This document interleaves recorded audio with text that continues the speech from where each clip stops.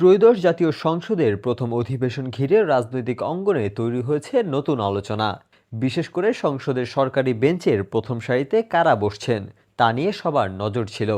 এর আগে সংসদের স্পিকার হিসেবে মেজর অবসরপ্রাপ্ত হাফিজউদ্দিন আহমদ এবং ডেপুটি স্পিকার হিসেবে ব্যারিস্টার কায়সার কামাল নির্বাচিত হন। পরে রাষ্ট্রপতি মোহাম্মদ শাহাবুদ্দিন তাদের শপথবাক্য পাঠ করান। সংসদের সরকারি বেঞ্চের প্রথম সারিতে বসছেন সংসদ নেতা ও প্রধানমন্ত্রী তারেক রহমান। তার ঠিক পাশের আসনে রয়েছেন বিএনপির মহাসচিব এবং স্থানীয় সরকার, পল্লী উন্নয়ন ও সমবায় মন্ত্রী মির্জা ফখরুল ইসলাম আলমগীর।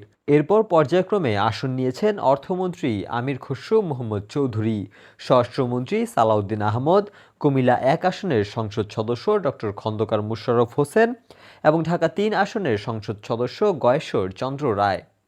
এছাড়াও প্রথম সারিতে জায়গা পেয়েছেন নরসিংদীর পলাশ আসনের সংসদ সদস্য ডক্টর আব্দুল মঈন খান, বিদ্যুৎ, জ্বালানি ও খনিজ সম্পদ মন্ত্রী ইকবাল হোসেন মাহমুদ টুকু এবং সমাজ কল্যাণ ও মহিলা ও শিশু বিষয়ক মন্ত্রী ডক্টর এ.জে.এম জাহিদ হোসেন। এর আগে বৃহস্পতিবার সকাল 11টা 5 মিনিটে কোরআন তেলাওয়াতের মধ্য দিয়ে ত্রয়োদশ জাতীয় সংসদের প্রথম অধিবেশন শুরু হয়। ২৪-এর গণ অভ্যুত্থানের পরিপ্রেক্ষিতে দ্বাদশ সংসদের স্পিকার ও ডেপুটি স্পিকারের অনুপস্থিতিতে প্রবীণ সংসদ সদস্য ডক্টর খন্দকার মোশাররফ হোসেন এই অধিবেশনে সভাপতিত্ব করেন। সকাল 10টা 55 মিনিটে সংসদ কক্ষে প্রবেশ করেন সংসদ নেতা ও প্রধানমন্ত্রী তারেক রহমান।